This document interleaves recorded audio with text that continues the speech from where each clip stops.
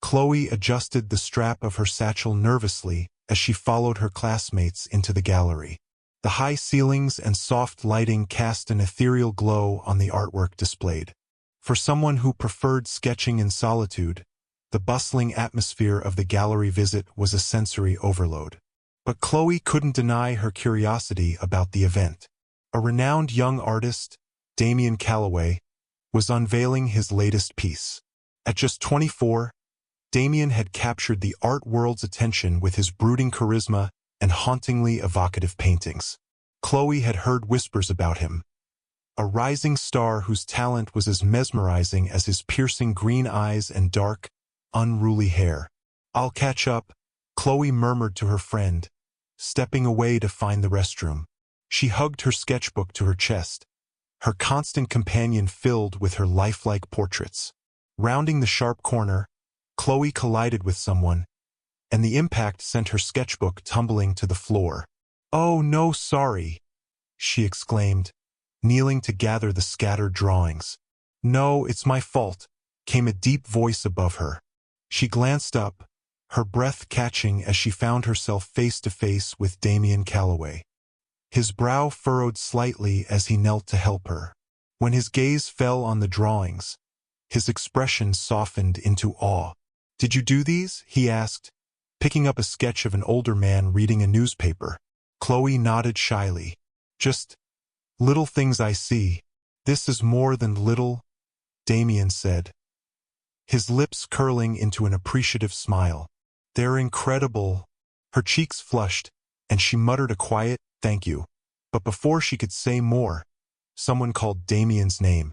"I have to go," he said, handing her the drawings. "But I hope I'll see you again." Later that day, Chloe sat at the back of the crowd as Damian took the stage for his Q&A. Her heart raced when their eyes met briefly before she looked away, her face burning. Damian fielded questions with a mix of thoughtfulness and charm, but when someone asked about his inspiration, his tone shifted to something more personal. "Inspiration comes from everywhere," he said, his gaze drifting across the room until it landed on Chloe. "Recently, I met someone whose talent blew me away. It reminded me that art doesn't always get the recognition it deserves. Some of the most brilliant creators go unnoticed." Chloe's pulse quickened as their eyes locked. This time, she held his gaze a second longer before dropping it again, her hands trembling. The drawing. At the end of the session, Chloe slipped out quietly. She couldn't explain why, but she tore a page from her sketchbook. A drawing of Damian mid-answer, his intensity captured in her pencil strokes, and left it at the receptionist's desk with a simple note. For Damian. When the receptionist handed him the sketch later, Damian's reaction was electric. He studied the image, his admiration tinged with desperation. "Who left this?" he demanded. The receptionist shook her head. She didn't say. Damian left the gallery, a fire igniting within him. He needed to find her. The search. Days turned into weeks, and the mystery of the anonymous artist consumed Damian. He plastered posters around the city, offering $5,000 for information about the creator of the drawing. His social media became a frenzy of speculation as women flocked to claim the prize, but Damian dismissed them all, his intuition guiding him toward the shy girl he had met. When Chloe's art teacher stole her sketches and presented them to Damian, the young artist's frustration boiled over. The confrontation. In Damian's studio, the teacher sat nervously as Damian flipped through the drawings. He recognized the authenticity of the work immediately. They were Chloe's. "These are stunning," he said coolly, his jaw tightening. "Draw something for me now." The teacher hesitated. I don't work well under pressure." Damian's expression darkened. "You're lying," he growled, slamming his hand on the table. The teacher flinched. "I don't know what you're talking about." Before she could finish, Damian rose, his presence looming. In a flash, he grabbed her by the throat, pinning her against the wall. "Where did you get these?" he demanded, his voice icy with rage. Tears streamed down the teacher's face as she sputtered. "A student. Chloe. She's the one." Damien released her abruptly, and the teacher collapsed, gasping for air. He didn't apologize. He simply stepped back, his mind already racing. Here's the continuation of the story, as Damien's obsession grows and his pursuit of Chloe takes a darker turn. The discovery. Damien left his studio in a haze of determination. The teacher's words echoed in his mind. Chloe. He didn't know her last name, but he didn't need it. If she was a student, he'd find her. His connections in the art world were extensive, and he wasn't above using them. Over the next few days, Damien visited local universities, claiming he was scouting for talent. Professors were eager to help, offering lists of promising students, but none of the names or portfolios matched Chloe's unique style. It wasn't until Damien revisited the gallery that he struck gold. A security guard mentioned seeing a shy girl with a sketchbook lingering near the receptionist's desk. She was with a group of students, the guard said. One of the professors from Eastmont Art Academy brought them here. Damien thanked the guard and wasted no time heading to the academy. Chloe's unease. Chloe hadn't thought much about leaving her sketch for Damien until the posters started popping up. Her classmates buzzed about the reward, speculating about who the mysterious artist could be. Chloe kept her head down, her heart racing every time someone mentioned Damien's name. Her art teacher, Ms. Randall, had been acting strangely, asking more questions than usual about Chloe's work. Chloe assumed it was curiosity, until she overheard Ms. Randall bragging about meeting Damien. "I think he was impressed with my portfolio," Ms. Randall had said to another teacher. "I might have a real shot at collaborating with him." Chloe's stomach churned. She didn't. The confrontation. Damien finally tracked Chloe down during one of her classes. The professor was mid-lecture when Damien strode into the room, his presence commanding and out of place among the students. "I'm sorry to interrupt," he said, his eyes scanning the room. The moment he spotted Chloe, he froze. Chloe's heart stopped as his gaze locked onto hers. "You," he said softly, a mix of relief and intensity in his tone.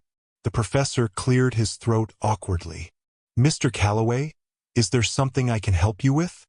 Damien didn't take his eyes off Chloe. "I need to speak with her."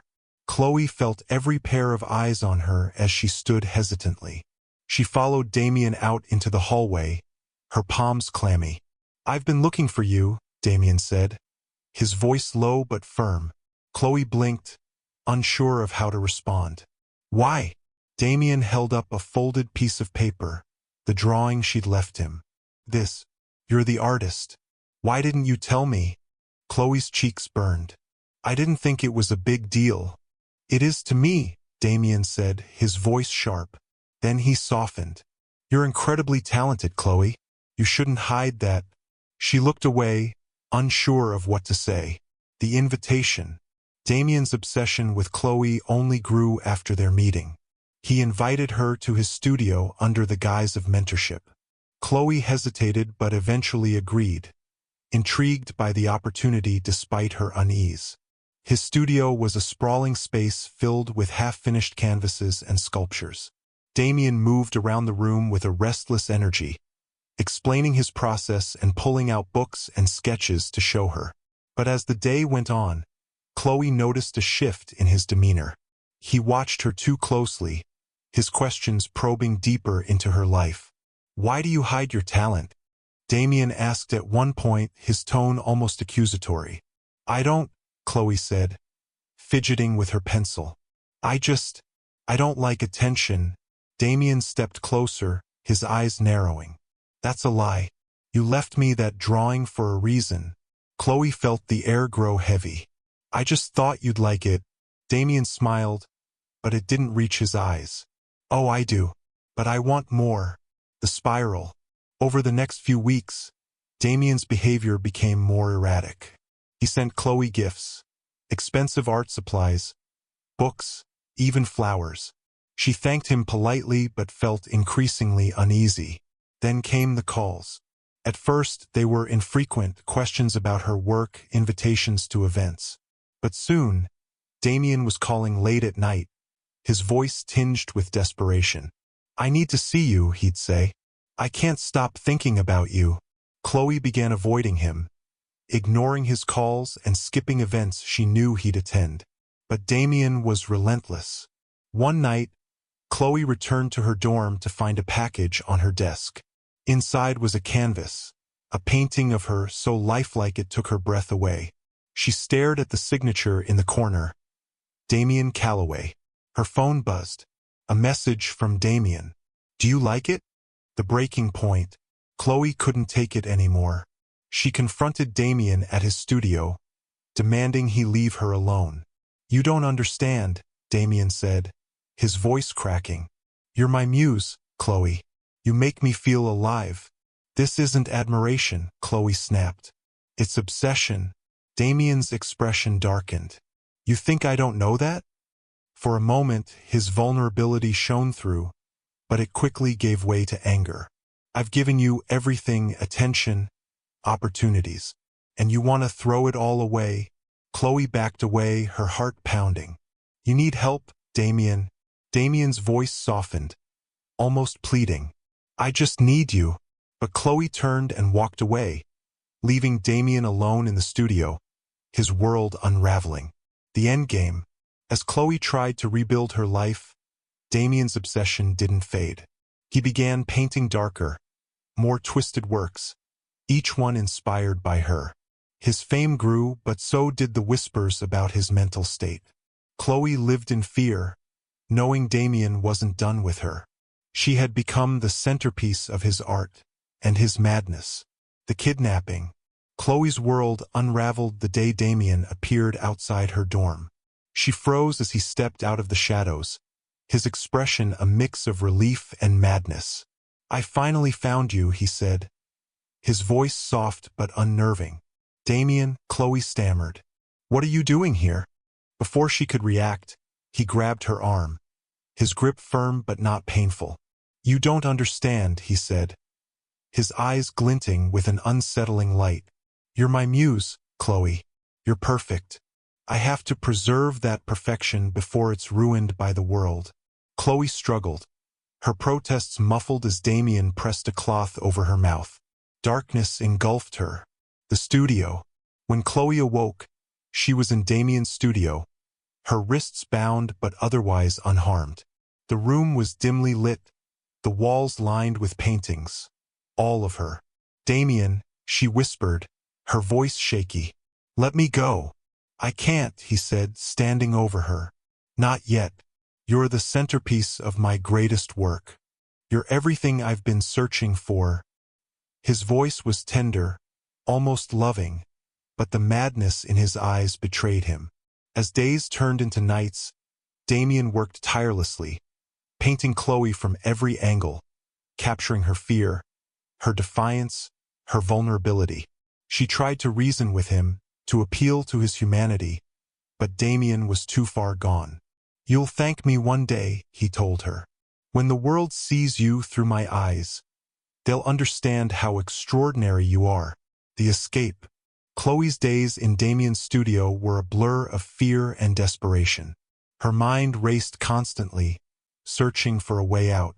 She noticed he kept a key ring on his belt, always attached to his jeans.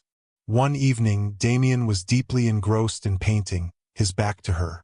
Chloe's wrists, raw and bruised from the rope, had loosened just enough after days of subtle maneuvering. Her pulse thundered in her ears as she slipped her hand free and crept toward him. With trembling fingers, she grabbed the keys from his belt and darted toward the door. The sound of the keys jingling alerted Damien. "Chloe!" he roared, dropping his brush and lunging after her. Adrenaline fueled her escape. She shoved the door open and sprinted into the night, her bare feet slamming against the pavement. Damien gave chase, but Chloe's frantic screams alerted a passerby who called the police.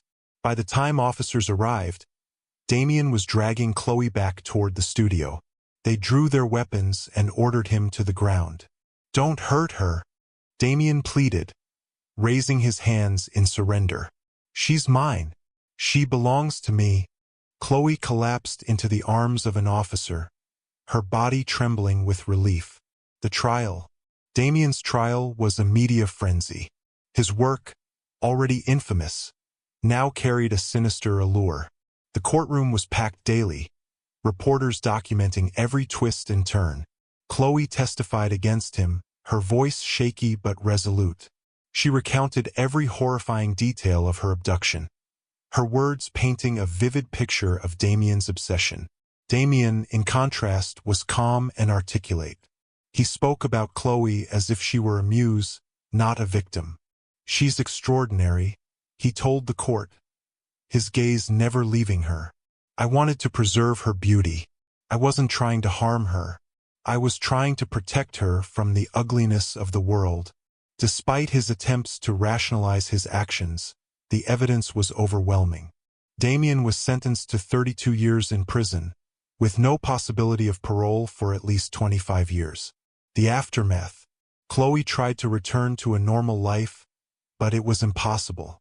Her name was splashed across headlines, and her face became synonymous with the story of Damien Calloway. Strangers approached her in public, whispering about the girl who escaped. Worse still were the women who idolized Damien. They flooded social media with posts defending him, claiming he was misunderstood. Some sent him letters and sketches, hoping to become his new muse. "Can you believe how devoted his fans are?" a reporter asked Chloe during an interview. "What do you think of the women who admire him?" Chloe forced a smile but didn't answer. Inside, the question gnawed at her. How could anyone romanticize the man who had stolen her freedom and shattered her sense of safety? The breaking point. A year after the kidnapping, Chloe reached her limit. The constant attention, the invasive questions, the morbid fascination with Damien. It all became too much. She withdrew from her friends and family, her once vibrant sketches abandoned in a dusty corner of her room. The joy she had once found in art was gone, replaced by an overwhelming sense of despair. One quiet evening, Chloe wrote a note, her handwriting shaky but deliberate. "To everyone who saw me as the girl in Damien's story, I am not your curiosity. I am not a symbol. I am not his muse. I am just a girl who wanted to live quietly. Please let me go." The next morning, her body was found in her apartment, a bottle of pills and an empty glass on the nightstand. Damien's legacy. News of Chloe's death rocked the world. Social media erupted with tributes and debates. Some blamed Damien, calling him a monster who had stolen her life even from behind bars. Others continued to defend him, claiming Chloe's death was a tragedy but unrelated to his actions. In prison, Damien received the news with a chilling calm. He sat in his cell, staring at a sketch Chloe had left behind, a self-portrait she had drawn during her captivity. "She'll always be a part of me," he murmured to himself. "My masterpiece." Even incarcerated, Damien remained a polarizing figure. His artwork grew in value, and he continued to receive fan mail. But for those who truly knew the story, Damien's fame was a haunting reminder of the cost of obsession, and Chloe's death was a devastating end to a life that had been full of potential. Epilogue. Years later, a gallery unveiled a posthumous exhibit featuring Chloe's work. Her art, filled with quiet beauty and raw emotion, spoke volumes about the life she had led and the pain she had endured. For those who attended, it was clear, Chloe was never Damien's muse. She was an artist in her own right, and her voice, though silenced, would live on in her work.